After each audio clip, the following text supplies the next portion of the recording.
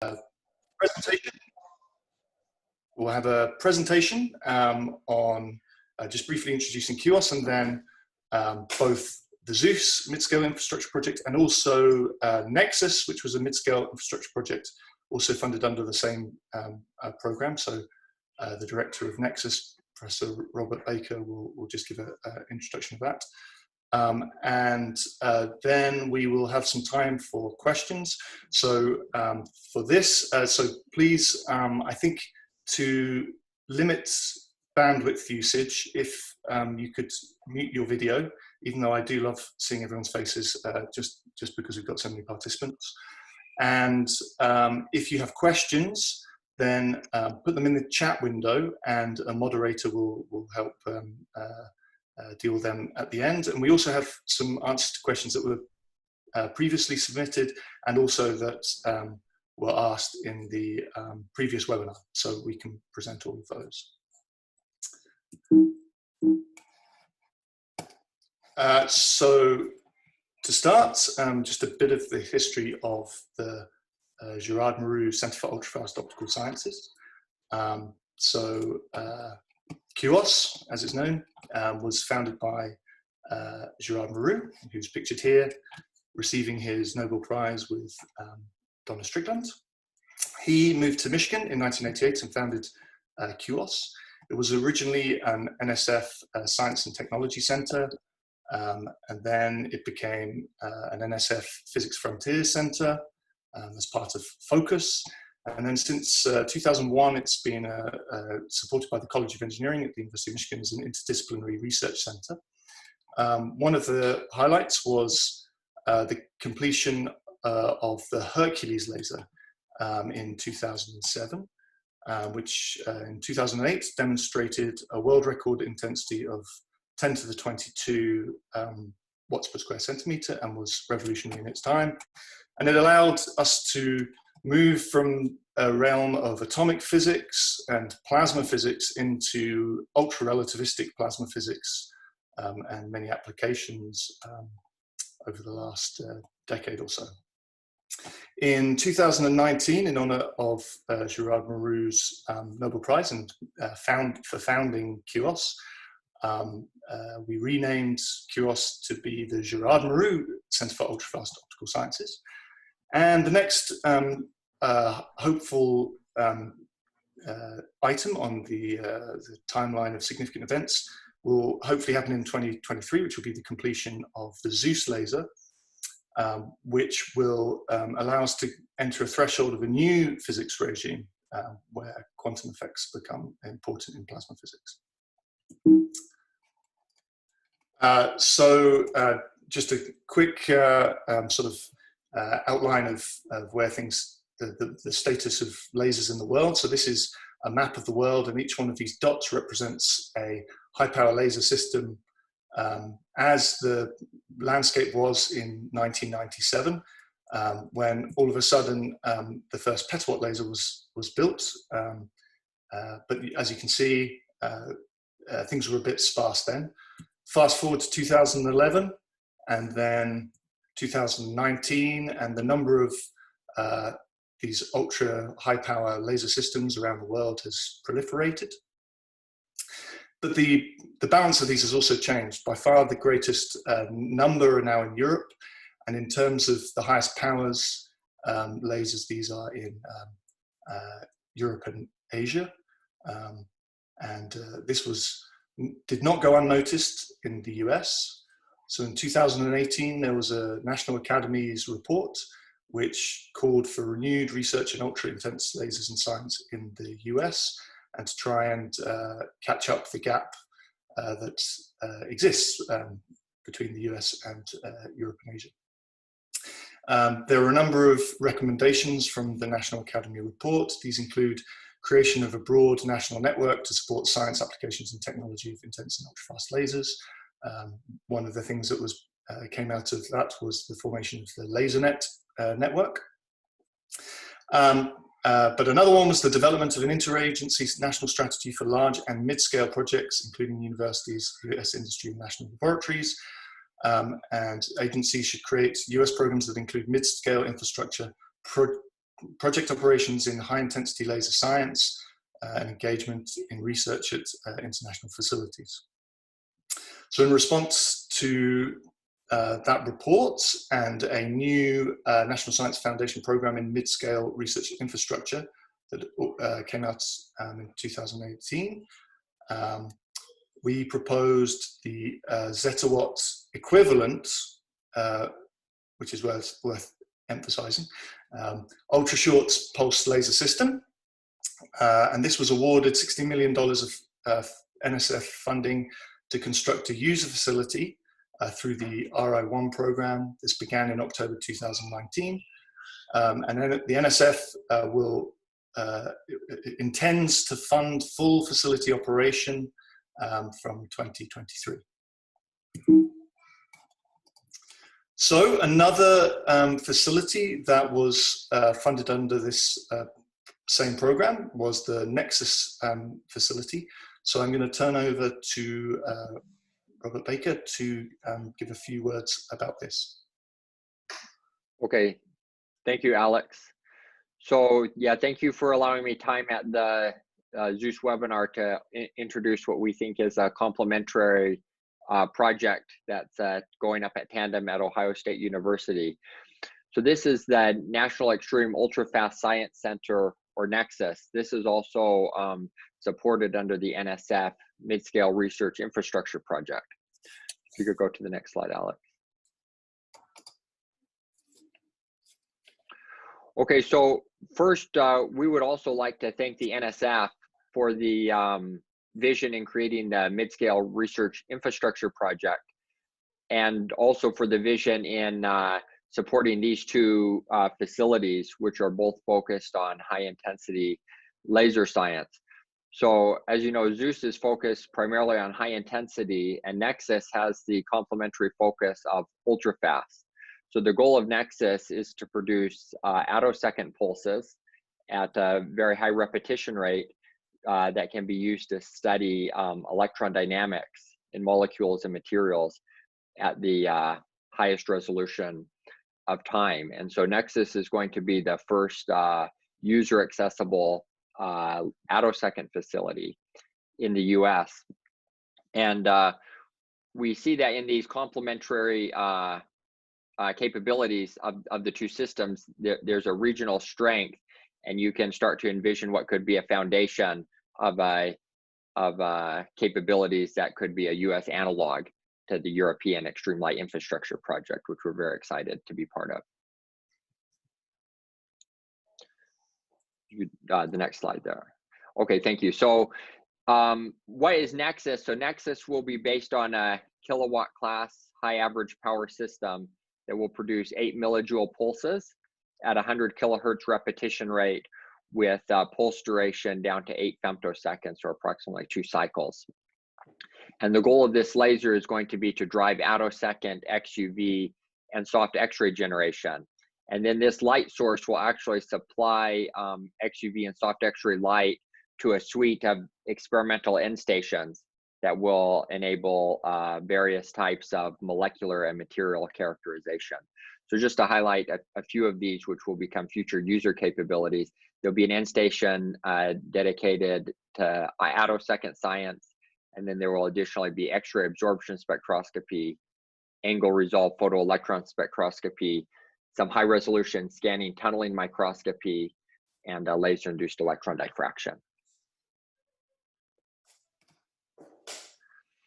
So to put this in the perspective of where Nexus will fall in terms of existing light sources, making the comparison specifically to the time resolution capabilities as well as the photon flux, we note that there are a significant number of tabletop light sources based on high harmonic generation that can work at the fastest resolution of time. And then these are very useful. One of the challenges with these is they exist primarily in the hands of experts and aren't as user accessible as, for example, X-ray free electron lasers, which also have a much higher flux. So in terms of the mid-scale program, we want to take this tabletop model and make it user accessible. So if you click the slide, you'll see that's right. So this is the photon flux and time resolution that will be available at Nexus. So this will represent a bridge, as we see it, between existing tabletop sources and much larger scale user facilities. Okay, so with this, we hope to take the capabilities that are available in individual labs and make them much more widely user accessible. Okay, you can go ahead to the next slide. So the science that will be enabled by Nexus will largely be focused around the element-specific resolution that is part of XUV and soft X-ray spectroscopy. So there'll be a large number of elements here. I highlight just a few, but for example, iron M-edge, cobalt M-edge, carbon K-edge spectroscopy will allow you to do very high, basically discern dynamics in complex samples by separating out the element-specific edges. And then in addition to that, you'll combine this element-specific resolution with ultra-fast time resolution. So as I mentioned, the attosecond, which is required to resolve electronic coherences, and then femtosecond experiments to look at nuclear coherences. And then finally, this will work at a 100 kilohertz repetition rate, or approximately 2 orders higher than is accessible at typical tabletop sources. So this will really enable a lot of materials and molecular characterization that just can't be done with other existing sources. And so the time scale for this is so that this will be a national user facility with professional staff and completely user accessible. So we're in the beginning. We also started this project in October 2019, and Nexus is a 5-year project to implement this infrastructure. So we envision that in fiscal year 2022, the first users will be able to access this facility, and that by the end of the project in 2024, it will be entirely user accessible. And then we welcome participation from any of you who are interested at the Nexus webinar. This will happen on July 30th and 31st. And so we're currently working to coalesce a vibrant user community around this new facility that will involve a lot of different scientific fields, ranging from condensed matter physics to solar photochemistry to attosecond dynamics. And the website, and if you're interested, you can see details about this user meeting at the website that's shown. So yeah, again, thank you very much for your time. I noticed that there's a question in the chat. I don't know, Alex, I can save that for the end in the Q&A. Maybe you can answer that. Okay, it's very quick. Yeah, so Nexus will work in up to 300 electron volts is what we envision as an upper photon energy cutoff. So I would say between the XUV tens of EV out to 300 EV. Yeah, thank you. Thank you very much, Robert. You did have one more slide, actually. Okay, that's actually redundant. We can skip this. Okay. Yeah. Okay, thank you very much. And if there are any more questions, we can talk about them at the end. So back to ZEUS. So what specifically is it? It's designed around having a 3 petawatt laser system combined with a laser wake field accelerator. So it is a facility that is set up to enable experiments combining those two for a particular scientific application, but it will also be flexible and have multiple target areas. It will operate as an international user facility, starting operations in 2023. There will be a 500 terawatt laser, which will be operating at 5 hertz, which will be designed for wake field acceleration experiments, producing electron beams with energies hopefully exceeding 5 gigaelectron volts. There will also be for other experiments, shock driver, long pulse beams for driving shocks with pulse shaping capabilities. And the motivation behind the name, though, is that if we take 2.5 petawatt laser and focus it to, so 3 petawatts is what's available in total. If we take 2.5 petawatts of that and focus it to an intensity of 10 to the 23 watts per square centimeter, and collide it with a electron beam at even 1 GeV, but 5 GeV would be good, then you greatly exceed the critical field of quantum electrodynamics. And this is where you get certain quantum processes, including pair production, so that photon splitting into pairs, which actually starts modifying plasma physics, and it is the basis of the new regime that I spoke about earlier. So the sort of frontiers that we would like to look at with ZEUS, and are some of the motivations for the facility, are how does matter behave in extreme electromagnetic fields, in fact supercritical fields, ones that are higher than the QED critical field. Can lasers and plasmas ultimately enable next generation X-ray light sources on a tabletop? Can we better understand the extreme physics of neutron star atmospheres, relativistic astrophysical jets, and supernovae? Part of the motivation is to try and claw back some of that leadership in high field science, which has been lost, and also we hope to broaden the community beyond just the laser plasma interactions community. For example, some of the radiation sources may be of interest to mechanical engineers or medical biological imaging applications, and so this is some of the hope for ZEUS. There was a workshop either 1 or 2 years ago, I forget, the workshop on opportunities, challenges, and best practices for basic plasma science user facilities. One of the working groups in that was looking at quantum plasma. So what happens when you get to such extreme fields that you start producing either electron-positron pairs through multi-photon Bright-Wheeler processes, or have quantum radiation reaction changing the dynamics of particles. And in terms of developing facilities for this, there's a two-step process. And this is very much for the US model. As European colleagues will note, these steps they're ahead in terms of some of these steps.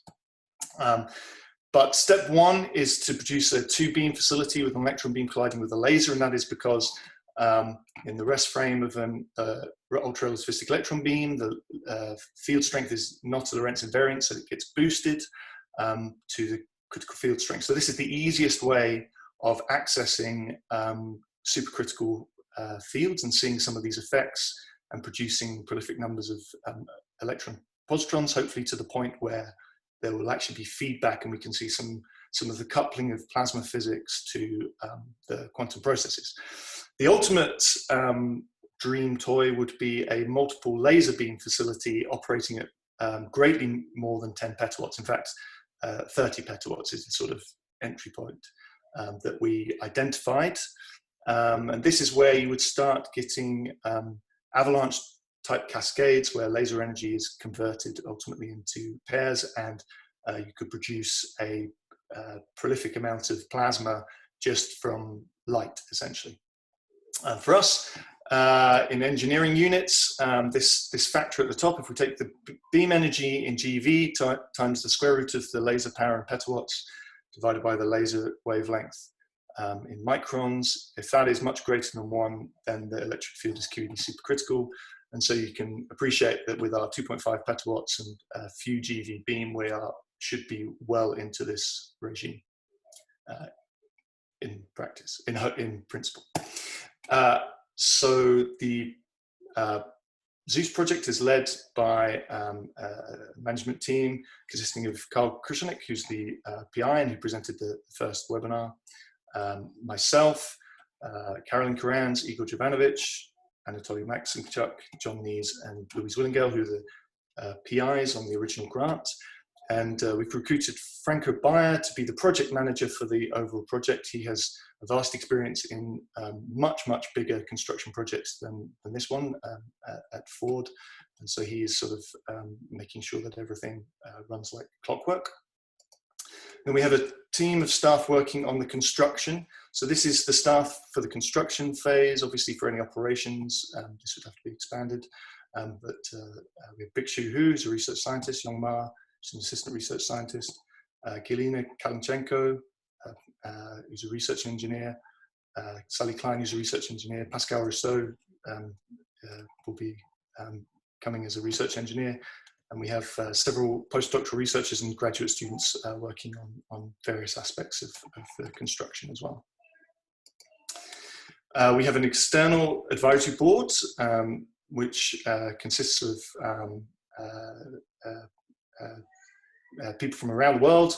It's chaired by Chan Joshi, who's a professor at UCLA, has vast experience in plasma accelerators and laser plasma interactions, and is also a member of the National Academy of Engineers. So he chairs the committee. And then we have Stefan Karsh, John Zugel, Chabatov, Rajiv Patatil, and who all represent very large-scale laser facilities of various kinds that already exist. And Richie Patterson, who's the director of an NSF SDC on accelerators, and provides some external input. Their first meeting is scheduled this summer. The actual ZEUS laser system in cartoonish form will be as follows. So it is an evolution of the Hercules laser in a way. So the Hercules laser will be used, but the front end will be replaced with a new off-the-shelf high contrast front end. The pump lasers for Hercules were homemade, and they've just been replaced by commercial systems from Thales, which were purchased under an NSF MRI. So the ZEUS grant will sort of continue this to purchase 5 Hertz YAG lasers, which will raise the energy up to 30 joules at 5 Hertz, giving the 5 Hertz 500 terawatts capability. And then a final amplifier, which will be pumped by shot-a-minute glass lasers, will bring the energy up to 250 joules. This is all before compression. So after compression, we anticipate having 80 joules on target in 25 femtosecond pulses, or 15 joules with 25 femtosecond pulses, separately compressed at 5 Hertz. These can be then delivered to various target areas, either for collision experiments or other experiments. So this was the floor plan of the Hercules laser as it was before this project started. This is the footprint of Hercules, and these optical tables down here essentially is the Hercules laser as it is today. For the ZEUS project, the entire building is actually being taken over, and the entire lab space is going to be renovated. This is an architectural drawing, including 2 new concrete shielded bunkers housing 2 target areas, and a very large clean room area to house the laser system.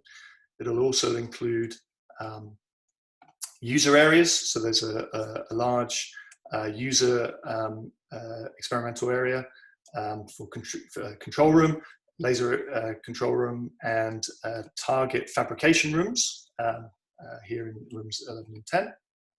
So it'll be a substantial facility. The architecture, the design phase of this laboratory is basically complete now. This is an overall timeline of the ZEUS project. So we started just at the end of 2019, and it's a 4-year project towards launching operations at the end of 2023. So we're at the stage where we've made substantial progress on the laser system design. The laser system design, in part, depends on the particular commercial systems that we're going to purchase from various companies. So laser procurement has started, and that process has started. target area design is the next thing on the agenda, and that's where input from the community is very useful. The lab construction will start early next year and complete in 2022.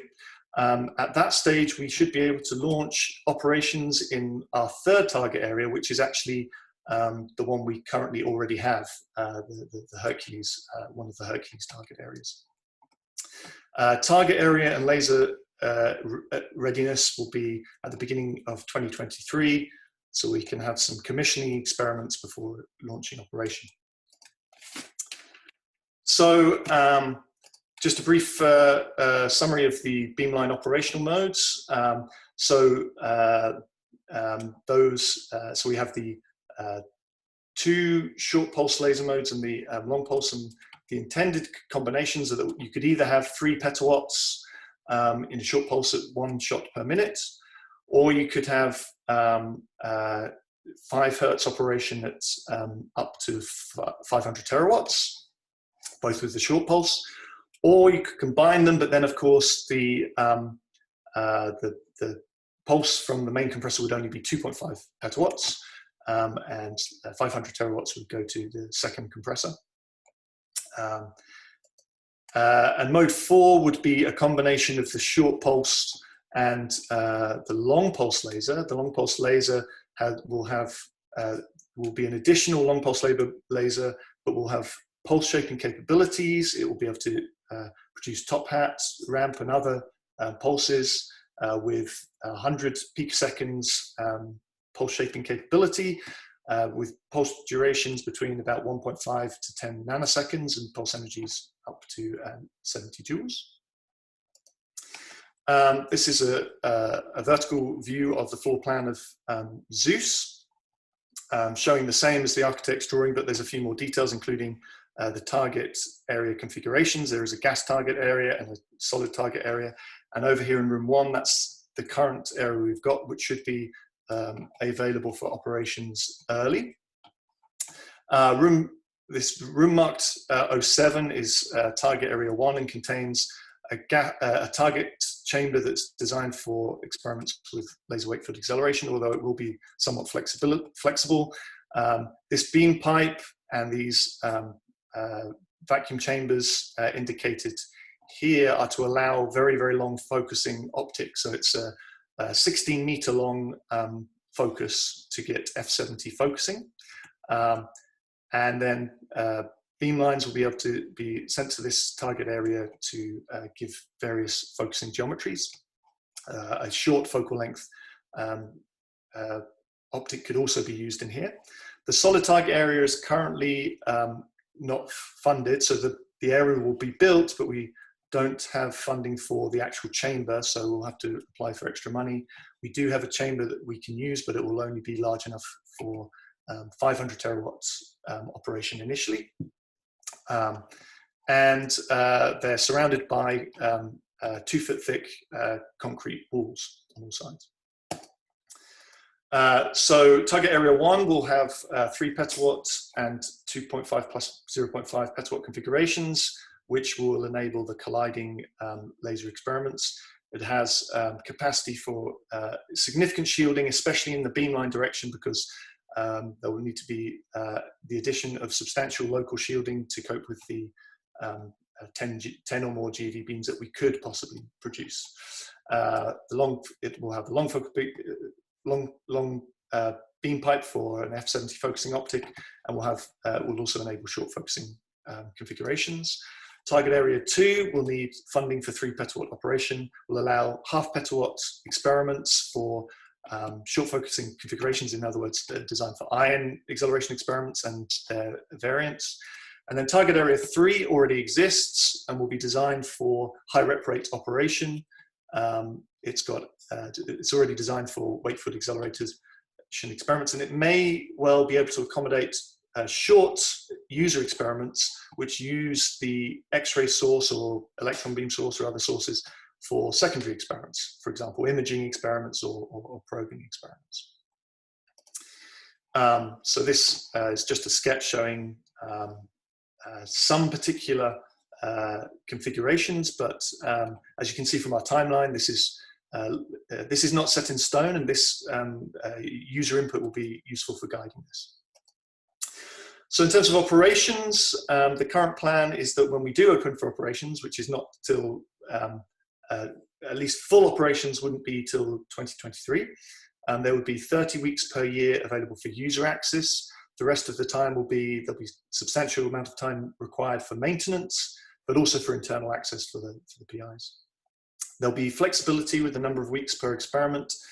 We could have some pre-made setups which would allow for shorter experimental blocks and enable more experiments to be scheduled, those which require limited user alignment. There could be longer experimental runs for more complex experiments, and of course if experiments have common setups, for example, lots of users want to do experiments with colliding beams, then these can be contiguously scheduled to enable shorter experiment times. There'll be a proposal review panel which will be completely independent of the facility, and that call was intended to be once per year at the moment. The current model is that there'll be no funding available for the experiments. What will be delivered is only experimental access, so funding for travel, etc., will need to come from other sources. And there is, of course, the potential to coordinate with Nexus on these things, including the proposal review panels and everything else. So the next steps for the community. So we're going to get input from the external advisory board on the various configurations as planned. We'll have a series of webinars over the next couple of years for you, the users, to present your ideas for experiments. So these might be 10 to 15-minute talks, for example. These generate the data we need for ZEUS, laser parameters, experimental geometries, key diagnostics, that sort of thing.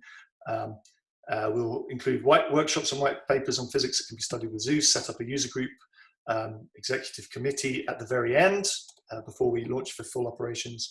And of course, we're open to other ideas to make this a facility for you. Okay, so on that, I will open it up for questions.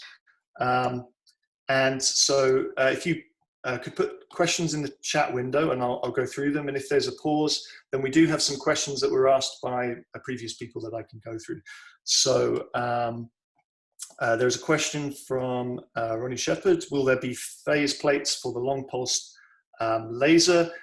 There is a plan for this, nothing concrete as of yet, but the long pulse laser as a shock driver needs to have a good spatial profile, and so phase plates is one plan to achieve that.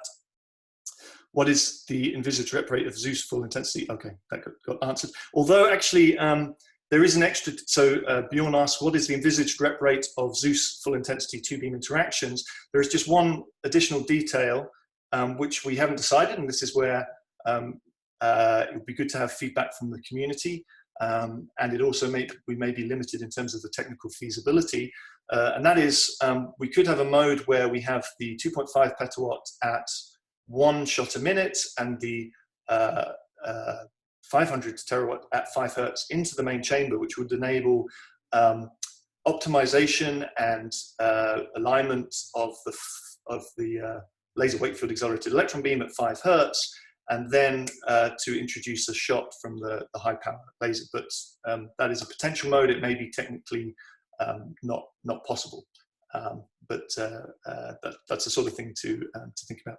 What is the A0 for the long focus geometry?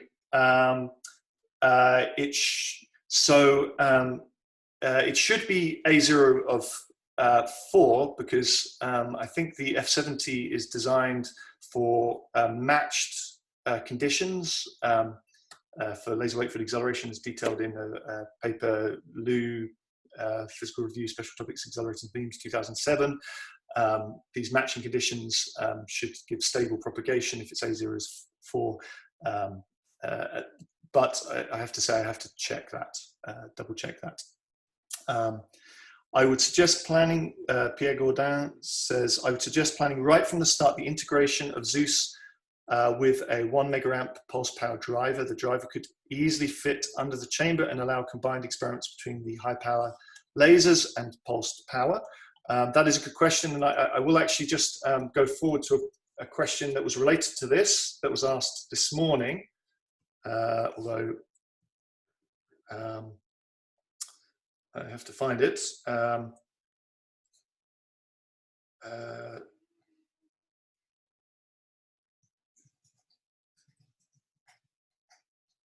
Where's it gone? There was a question. Oh, here, sorry. Do we have? There was a question this morning as well. Do you have a pulse power available, like to power coils? Would this be available to users as well?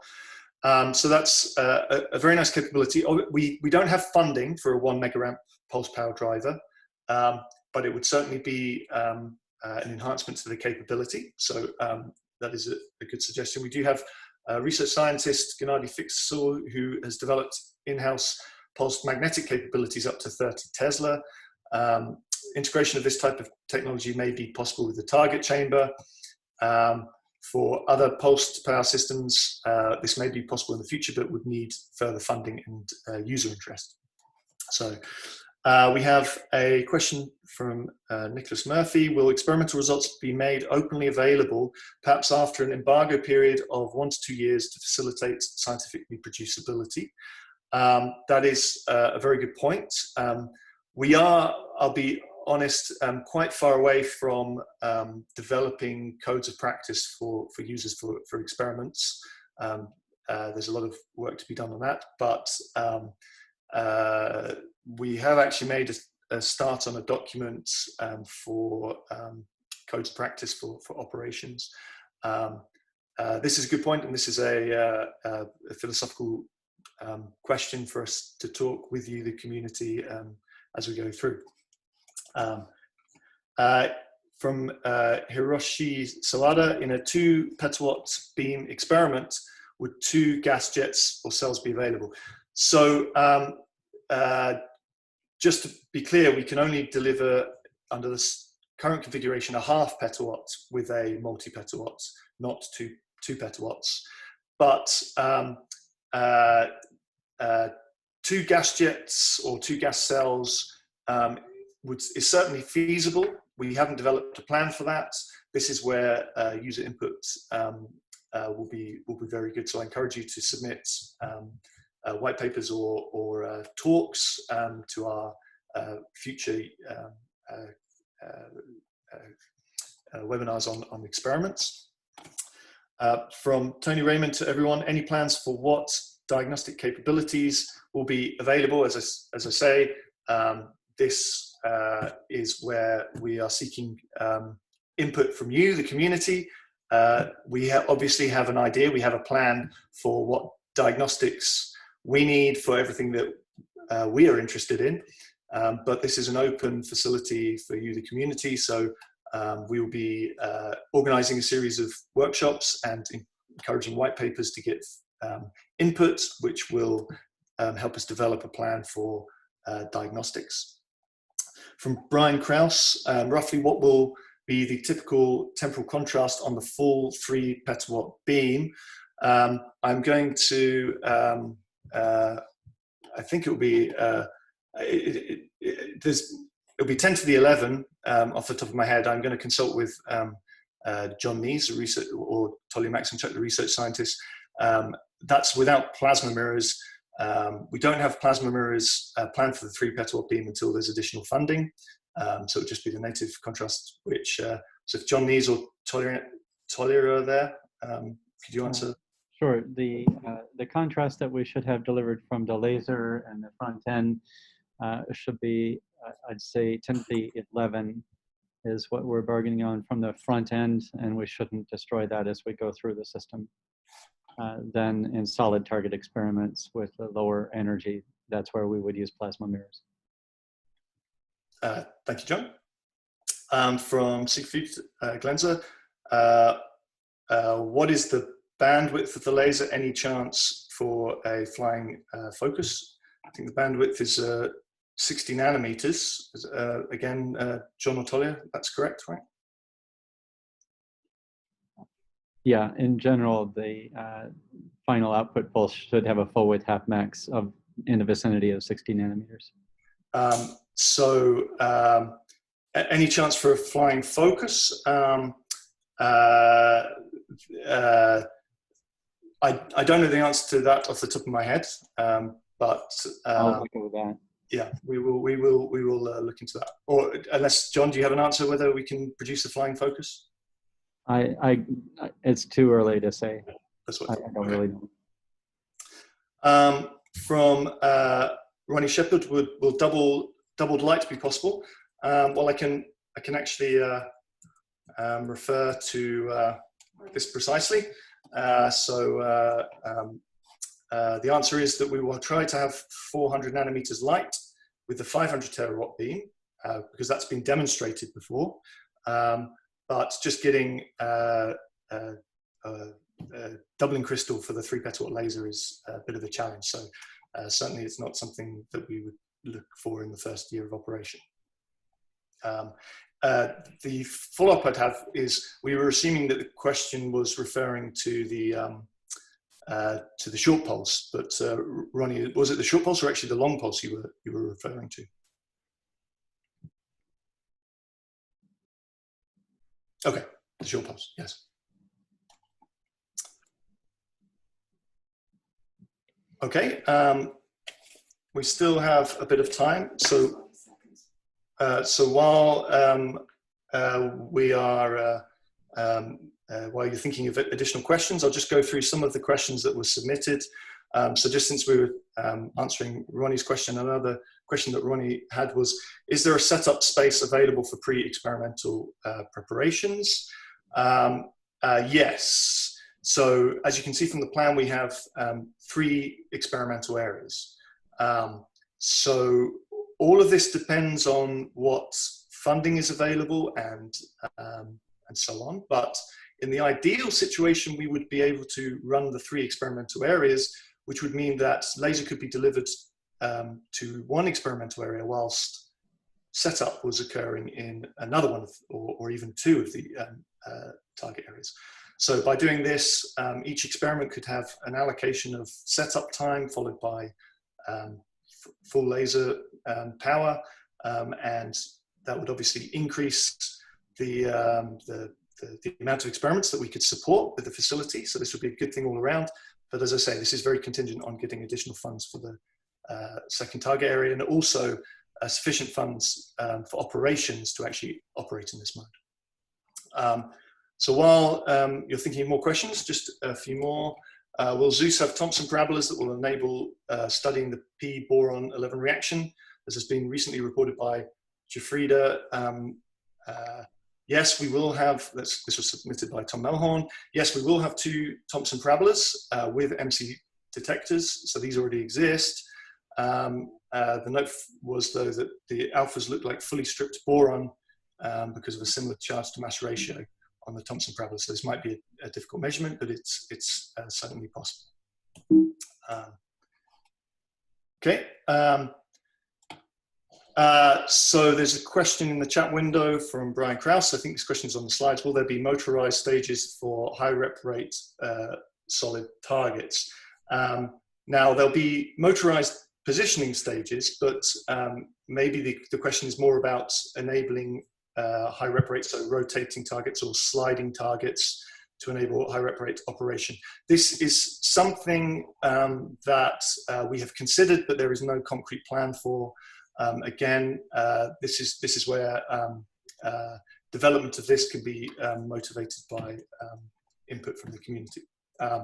So the current state of the development is that the target area 1 is going to be funded and available, and that is we'll be able to do some solid target area experiments, but not at high rep rate. Any other developments will need investment. Will you have automatic pointing stabilization? From Rajiv. Yes, but we're going to consult with you about it, Rajiv. So I know that's something that you have been looking at, Raul. So this is because the long focal length parabola, even very small vibrations can be magnified just geometrically by that, so we could get huge wobbling, and obviously for experiments involving the overlap of the beams, this can be a huge problem. And so one solution to this vibration stabilization, there was actually a question about this as well.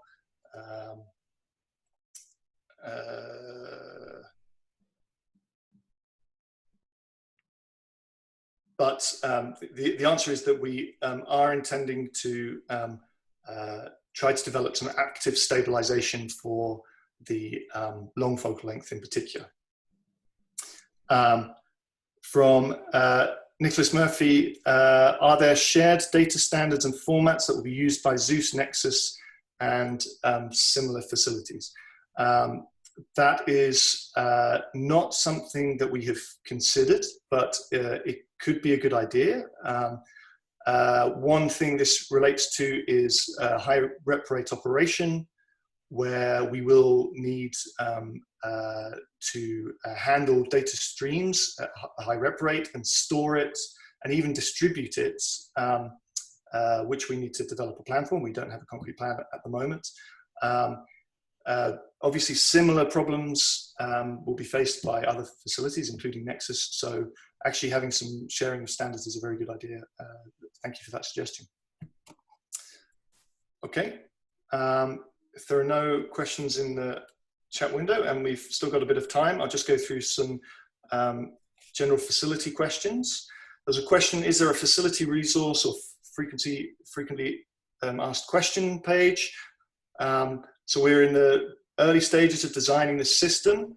So as you can see from the timeline, the actual lab space is basically designed now and finalized, and we can go to the construction phase.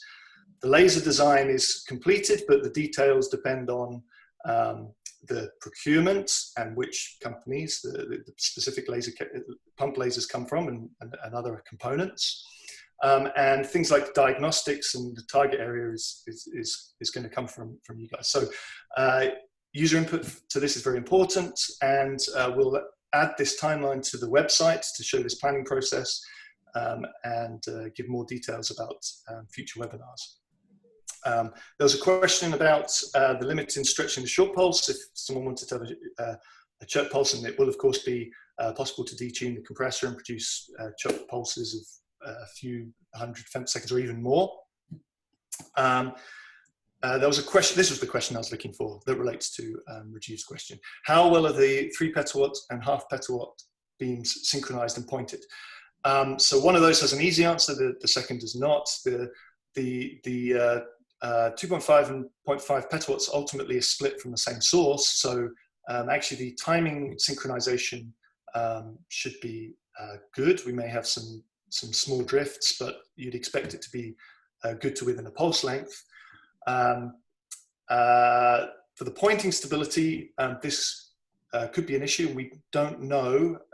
We have no specific plans for vibration mitigation in the facility, but we are on a solid rock base, so vibrations are typically okay, and the air conditioning units are designed not to give too many air currents to disrupt the beam. Nevertheless, we will need to probably, for the specific example of colliding beams, need to develop some active stabilization to mitigate these oscillations. Okay, we had another question from Franklin Dollar. Will there be other facilities available? Will T-cubed and lambda cubed be moved, retired, or upgraded? So lambda cubed will still be running, but lambda cubed is not supported under ZEUS. Lambda cubed is not a part of the ZEUS program, so any access will require a different model. T-cubed, which is a 20 terawatt 500 femtosecond laser we have, has a less certain future, so that may be retired in the future. Certainly it needs to be removed from its current space to make space for ZEUS. Okay. So in terms of other facilities, do bear in mind that this ZEUS facility is almost it's got multiple capabilities. So we'll have the high rep rate and the high energy and long pulse capabilities. So in a way, we're sort of opening up more facilities. Okay, while you think of questions, and because we've got a few minutes left, a few more questions from the prior webinar. Will the facility be operated 24 hours a day? Again, the precise details of how the facility will operate will depend on the level of funding available provided by the NSF. We don't have any current plans to operate 24 hours a day, but if NSF wants to shower us with $60 million a year, then who knows? As to research on neutron stars, what do you have in mind for this kind of mid-scale facility? So the comments about neutron stars is specifically about their atmospheres, where they have very strong magnetic fields. So we'll be able to produce very strong magnetic fields and relativistic particles and study their dynamics, which will be similar to neutron star atmospheres. And in the particularly strong fields of the neutron stars known as magnetars, the fields of these stars can actually exceed the QED critical field, so can produce prolific jets of gamma rays and electrons and positrons. And so these are described by perturbation theories, and so exploring basically the same perturbation fields for strong fields are used to describe lasers. So it's a perturbation field about having it ends up being a perturbation theory, but around a strong classical field background. And so some of these theories can be explored experimentally. So that's one of the relevances. Alec, you mentioned at the same time that there's some capability for background magnetic fields up to about 30 Tesla. Yes, as I mentioned, we are developing magnetic fields which can be used as well. Are there any plans for future upgrades to 10 petawatts? No plans, just dreams, I suppose, but no plans. As Carl pointed out, our current envelope could not accommodate an upgrade to 10 petawatts. Target area questions. What is the present limit to 500 terawatts in the solid target area? In other words, why is it limited to 500 terawatts? Yes, it's the present size of the vacuum chamber. So the vacuum chamber is the old one. We do not have a new vacuum chamber for the solid target area. There is only funding for a vacuum chamber for target area 1.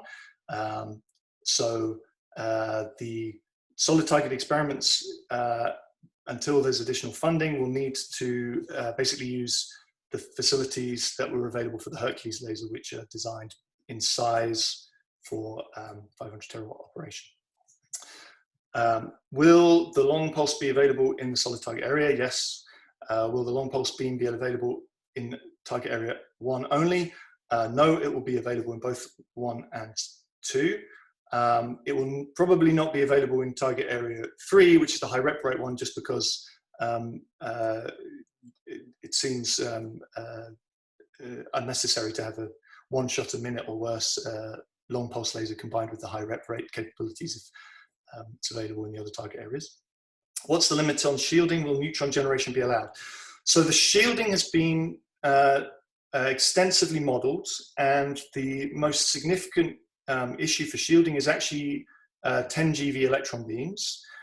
So there has been significant modeling for 10 GeV electron beams and their shielding, and that modeling has included neutron generation from gamma N reactions. The radiation walls are 2-foot thick concrete.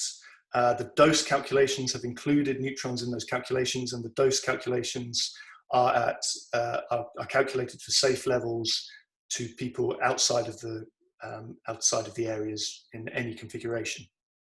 So the simple answer is yes. We haven't simulated specific neutron experiments that you might get with solid target interactions, but I think our suspicion is that they will not be worse than those produced by 10 GeV beams, and we can always add additional shielding with borated plastic shielding if necessary. will you be able to collide gamma ray beams at 10 GeV each? So a gamma-gamma collider is one potentially interesting application. We will not be able to produce two 10 GeV beamlines. We have neither the energy nor the space to have the long focusing capability to produce these beams. However, we could do it in with one beam at high energy and the second beam at low energy gamma ray. So it's sort of like a gamma collision with an X-ray field. There have been proposals for that on other facilities. That is a potential configuration. Are there concerns or limits to operating the 0.5 petawatt laser at full repetition rate? Oh, yeah. There was a question or a comment? No. No? Okay. Guess someone just got too excited. Are there concerns or limits to operating the 0.5 petawatt laser at full repetition rate? Yes, is the simple answer. We will operate at 5 Hertz, but this will be in a burst mode, so not continuous operation. The thought is that you can, 5 Hertz data allows you to get a large amount of data under certain conditions for statistically relevant data, but then when you change the conditions, say change the density or change a target or something, then there can be a pause and allow things to cool down. There will be obviously compression grating damage considerations and other thermal considerations in the system. And we hope that developments will enable continuous operation in the future, but we will get input from our advisory board. The members of the advisory board, I should highlight, include members who involved in the designing the 10 Hertz 1 petawatt laser at the Rutherford and Appleton Laboratory, EPAC, and also the 1 Hertz 3 petawatt system at LMU MPQ in Munich. Okay, there's 1 more minute left, so if anyone has a final question to put in the chat window, put it in now. We can always take other questions, and we will be able to answer them offline. We will post the questions and all their answers to our website. Floor plans, now that they're finalized, will be posted to the website. We will post information as it comes. Last question in the chat window before we finish. Will you have active real-time radiation monitoring? Yes, we will. So we will. We already have a plan to integrate with the radiation safety officers in part of the university who will put in monitoring systems. Okay, thank you very much, everyone, for your time. As I say, any of the other answers to these questions or any questions you have, please feel free to ask questions offline if you haven't thought of anything and you spark an idea later on. Send them to us and we'll answer them and post them to the website. Okay, with that, we'll finish. Thank you very much. Thank you. Bye-bye.